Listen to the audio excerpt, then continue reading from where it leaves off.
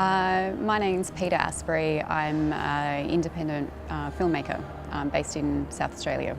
I started in the media industry in the late 90s, and during that period I was also making short films. So essentially throughout my childhood I wanted to be an actor, and I did everything. Sort of my whole life was sort of shifted to like trying to become an actor. And I guess in my early 20s I realised that I wasn't as good as what I thought I was, and good enough to actually get to make a living out of it. So I thought, what is it that I really sort of pulled it apart. What is it that I really love about acting? And that was to be able to kind of like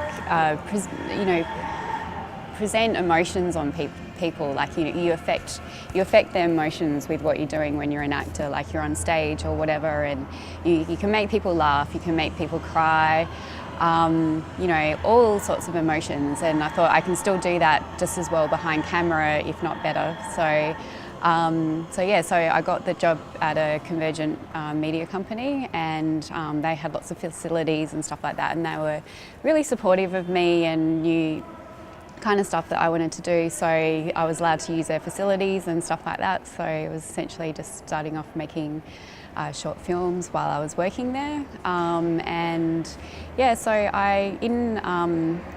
think it was around about 2005, I sort of thought, I'm a bit over making short films now. I want to go to the next step. So a friend and colleague of mine, he knew that I had this kind of ambition and to make a feature, and so did he. And he said, let's make a feature together. And I was like, yeah, cool, let's do it. So he went off and learnt how to become a script writer, and he did a really good job. And I went and thought I need to have the business knowledge to do the producing side things well. So I went off and did an MBA at the University of Adelaide. So I would have the business side of things to be able to produce this thing properly. So he finished the script, and then we started making the film essentially. The film was called Marriage of Figaro. It was an independent comedy, self-financed by Chris and myself, who's Chris Moon, who's the director. So what happened with Marriage of Figaro is that we wrote it. We kind of looked around and saw what was missing from the marketplace at that point in time before, writing the script. I wrote a business plan for the actual film, so he wrote the script low budget, and also everything basically went according to plan in the business plan, except for something which came later, which was self-distributing initially for the first 3 weeks. So we went through, as I said, I wrote a business plan and everything, and we were approaching it like a business. Looked around, did a lot of research into, audience and, box office numbers, etc. That was essentially to raise financing. We thought about going down the funding road for government funding, which I'm a big advocate for, but we didn't really think that it sort of fitted the model of what we were trying to do. I was a first-time feature producer, and Chris was a first-time feature writer director. So we knew that if that kind of thing were to get through, that we'd probably, I probably wouldn't be able to produce it. Maybe there'd be someone else attached to it, And also with there's different thoughts about what things work, and that's very good. Screen agencies have a lot of money invested in these things, so they need to be involved in that kind of thing. We thought we could do it really low budget because it was written like that, so we thought and we wanted to push the boundaries of what could be done at that time. So it was 2007. we thought it could be done like, you know, super low budget. So we thought, let's go and do it. Production went really well. Basically, the film cost $65,000 cash to make, and everyone was on deferred payments. So essentially with that, everyone who was at the film wanted to be on the film because, you know, they were working for free essentially. And, you know, we had like such a really good, you know, cast and crew, and who were like so passionate about this film that we were making. So it really came out. It kind of felt like a family, and I, you know, kind of miss that still a little bit. Like I, you know, can't wait for the next film to come to, you know, recreate that little family of people again. Yeah, so I think I remember talking to Andrew Urban about this in an interview, like before we started production, because we had, I think about I think it was like maybe 9 or 10, I can't remember now because it was a long time ago, but 9 or 10 crew on set at any one time. And he was like, you know, I know student films that have a bigger crew than this. So it was, as I said, like, you know, everyone loved being there. Chris and I sort of talked about it since, and we probably wouldn't push things as far as what we did in that one. So Chris is an award-winning cinematographer as well. So he actually, he had a camera operator, but he was sort of he was cinematographer on the film. He was directing, etc. So, you know, he wouldn't do that again. I was producing and first AD, which I loved because I love being on set and stuff like that, but I had a really good production assistant who's just gone on to do like amazing things. She's a award-winning documentary filmmaker now. And I had a really good production manager as well, and, you know, they kind of made it seamless for us. But yeah, so trying to combine too many roles like was a problem, but, you know, there was definitely, you know, it kind of all worked essentially. Production was over 6 weeks. We were shooting on Panasonic P2. I think it was the 502 at the time, so I think it was probably one of the first films, features shot on P2 at that time. And we had a completely tapeless workflow. Well, being fully digital and that kind of workflows have really opened it up for independent producers. You know, I think that like for our film, like it would have been good if we had like more like, you know, it was really good, and like audiences loved it, you know, and I think that the camera worked, you know, brilliantly. Yeah, I think that once you have like things like the audience, the story right, like, you know, audiences are, as long as they can hear it and see it properly, they're not going to sit there like a, you know, film snob and say, oh, this looks like TV or something like that. They're going to be immersed in it, and that's what happened with us. Challenges, well, after the film, after we finished the film, we had tested it, and it tested really well. Like, people loved it.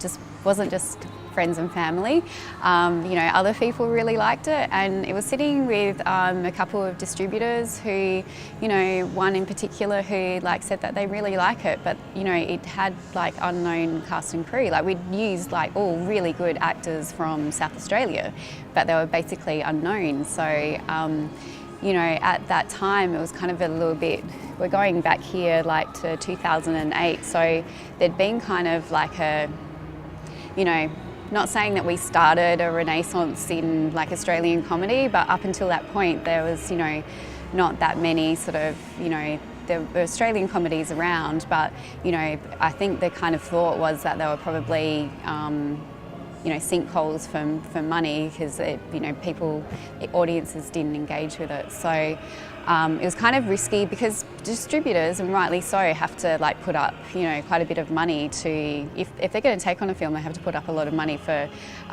P&A. So essentially they take on a risk, and if they don't have something, unfortunately, something like a name to be able to like be a draw card, then it's harder. So we had it sitting with people, and they, one said, we really love it, but it's kind of like a bit sort of hard at this time. So I was lucky enough to have a really fantastic mentor in Richard Becker. I was able to sort of kind of pick his brain and about stuff, and he said, just see if you can get it in like a cinema or something like that.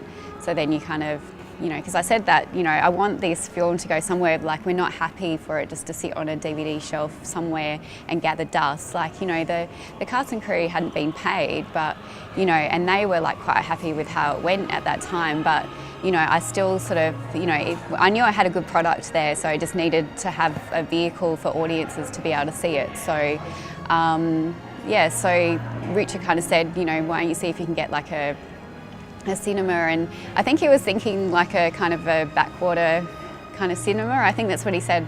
He said to me sort of since, pick a kind of backwater cinema kind of thing. So I took on the challenge of like finding a cinema. So I managed to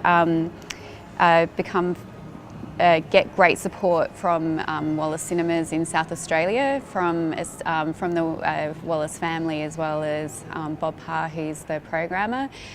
He liked the film, and I think he's kind of said like since then, like he wanted to support the talent, being like myself and Chris and everyone else, and Wallace is a South Australian company as well. So he said, we'll give you 1 week. And he gave us 1 week at 2 of their busiest multiplexes, and we opened with $24,000 in the first week. So essentially I'd be gone from being a producer to a film distributor, which wasn't in the business plan. Like everything happened in the business plan except for distributing the film. But I learned so much in that process about negotiating with cinemas and stuff like that, and also we raised some money for from our own money for marketing. So I had a really strong wanted to push that money, which was $20,000, wanted to push that money as far as it could go, essentially.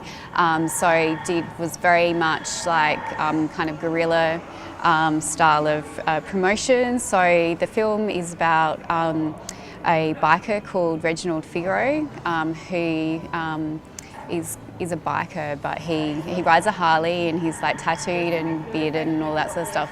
But he does something a little bit different that's kind of outside of his social sphere, kind of in the same way as the opera, and he tunes pianos, and sometimes like high-end concert pianos.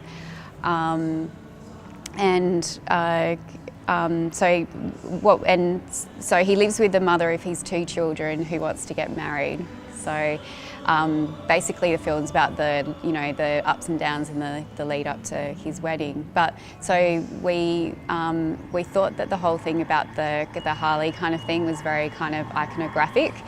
So what we did was, in the promotion, would go around with like a whole lot of Harleys, who were friends of Tony Hill, who was the main actor, and we got like huge amounts of support from everyone to try and promote this film, and we'd like ride around to like Bunnings and all the places that the people like. We knew that this film wasn't for like the film sort of elite. We knew that this was for the average Joe who goes to actually pay money to go see movies on the weekend. So we went to sort of targeting all the places that the people, our audience, actually went, and also had a lot of support from Channel 9 in Adelaide, and so we had like television spots were running sort of during that period as well, and we had a lot of support from the advertiser in South Australia as well, and other support from like film critics and everything like that. Like Evan Williams wrote a big piece about us in the Australian, which we actually put on ended up putting on the film poster, because and that was such a great experience. And in Adelaide during that first like week or so, it was just amazing. It was kind of like a buzz, and like, you know, people would tell me, oh, it was like, you know, walking down the street and like I heard someone talking about your film, and you know, that's great. Okay, so as I said, it opened with $24,000 in the first week off of 2 cinemas, and one was kind of a regional site, so most of it came from the metro site. So it did pull down the screen average, but the screen average of over $12,000 is still pretty good for, like, you know, kind of film like ours, you know, made with the smell of an oily rag, essentially, made with lots of love. So after the first week, after the first day, Bob had given us an extra week, and then sort of start of the extra week, he gave us another one, and then I think into about 2 weeks, he said, going to give you 6 weeks. I also started booking extra cinemas, you know, across Australia, including Adelaide and Sydney. After about 2.5 weeks, so as I said, like, I never sort of wanted to become a distributor. I think it's like really important what people do, and I learnt a lot as a producer, but I think that, you know, that's and I think in situations you can sort of self-distribute, but you know, other people really know what they're doing. So the point was to sort of like go, hey guys, we're out here, and for someone to hopefully take it over. And so after about bit over 2 weeks, when, like, you know, everything was coming out saying, you know, how well the film was doing, Australian Film Syndicate, Alana and Stavros, they gave me a call and said that they're interested. So after like the 3rd week, they took it over and, you know, added extra cinemas again, and you know, we ended up with I think it was about 19 cinemas across Australia, and it went on DVD, iTunes, it screened on Channel 9. I only just had another screening on Channel 9, which is really good. So, you know, and also I took it to the market in Cannes, got a sales agent, it screened in the market the following year, and, you know, there's talk that there's potential life still in a VOD distribution for worldwide, so that's still to come. I guess the best way of doing something is to go and just do it. And you only have the naivety of making a feature in this way once. It's a lot, like, I've found that it's not harder, like, I know I can still do it, but I actually understand fully now the enormity of what I was trying to do, like, after, because before I was just kind of like, yeah, let's make a feature and, you know, do all this kind of thing. And so I think it's the best thing is to do is just kind of do it, and, you know, don't ever stop. Like, if that's what you really want to do, don't, like, you know, if you keep on getting knockbacks off of, you know, other people or whatever, you know, just try and find a way to actually do it yourself. And you know, that's the important thing. And I guess also for me, I knew that the film was going to be really successful, like, once it actually had a vehicle for audience to go and see it. The thing is, though, that I was also conscious that it would, people sort of would, like, see us then from there, and, you know, would probably, you know, see that the film's success and probably want to throw buckets of money at us. So sure enough, the film was a success and people wanted to throw buckets of money at us, but we didn't have anything. So, and I spoke to Chris about this, but, you know, Chris and I, like, I was, like, busy trying to be like a distributor, and, you know, Chris was, you know, at that time, so, like, you know, during our initial distribution phase, like, you know, I learned how to, like, create websites. So we had this kind of basic website that I created. Chris Moon, who's the writer, director, cinematographer, he was learning how to encode for different digital projectors, because we could potentially get support to do. I guess at that time in 2009 there was not as many digital screens projectors as there is today. So we couldn't, to get a wider release, we would have had to go out to film. And, you know, we investigated a tape, a printing to film kind of mechanism, and we were potentially going to get support from South Australian Film Corporation to maybe do this, but we decided that rather than spending that money, we'd do a full digital. So Chris was learning how to like encode for different digital projectors, and you know, a lot of other things with that as well. So yeah, can't remember what I've kind of gotten off track with that. What was I saying? Oh yeah, no. So I remember what I was going to say. So essentially, have something ready. Have your second and third film ready. So if your film actually goes crazy, that you know you have something there that you can actually, like, if people want to give you money, you can go, hey, yeah, I've got. Do you like this one? Okay, no, you don't like that. What about that one? Well, I guess I was always lucky that my parents were very supportive of me, and you know, always said that I can do whatever I want. So I've always gone through life thinking that I can do whatever I want. Sometimes that's a blessing and a curse. But you know, I'm a firm believer that, you know, in the right circumstances, you can like achieve whatever you want to do. So, you know, as I said, like the best advice is just to get out there and do it. You know, work really hard on getting the story right. Once you've got the story right, and that's, you know, really good, and you've got something that people can engage in, like, you know, then the rest will follow.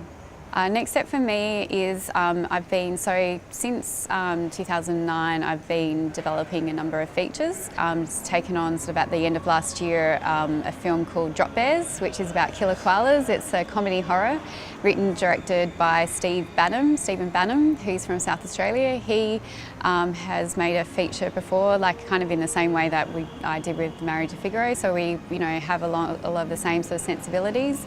There was a lot of market interest in that. I took it to 37 South just recently, gave everyone like little clip-on koalas, and I painted blood on its face and paws and everything like that, which everyone loved.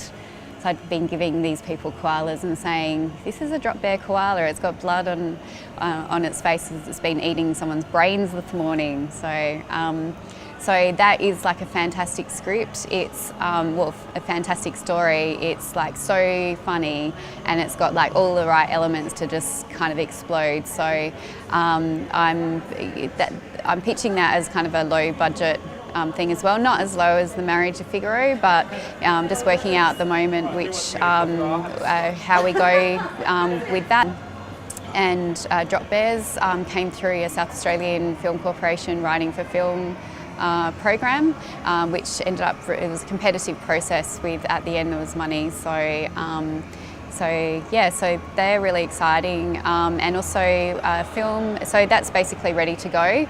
We filmed a teaser for that just recently, which looks, you know, fantastic, and that was so much fun. We did it, you know, guerrilla style again. You know, didn't cost that much money. Like everyone like was there because they were, you know, they were like interested in the script and what we were doing. So we'll either go for government funding with that, or maybe crowdfunding, which I'm like, you know, really interested in. Okay, I guess tenacity, networking, being able to like work with people well, because, you know, in this process you have to, like, there's a big kind of team and family, and you know, everyone's there and they want to do it right. So it's kind of like, you know, kind of like a delicate dance, I guess. And I don't know, like for me, like I try to kind of, you know, be myself. So I'm, you know, kind of not fake, but you know, there's, yeah. With me, I'm also like a creative producer. So you have some people who are just like, you know, finance. You have like, you know, being a producer is kind of really like, you can define it, but like there's so many different styles and stuff like that. So I'm like a creative producer. So I like to work from the start, but you know, I can also do the other side as well. So yeah. But yeah, as I said, like tenacity and kind of, you know, networking, and probably the most important thing is to be able to spot like a good story and spot good talent to be able to sort of, you know, bring them through with you.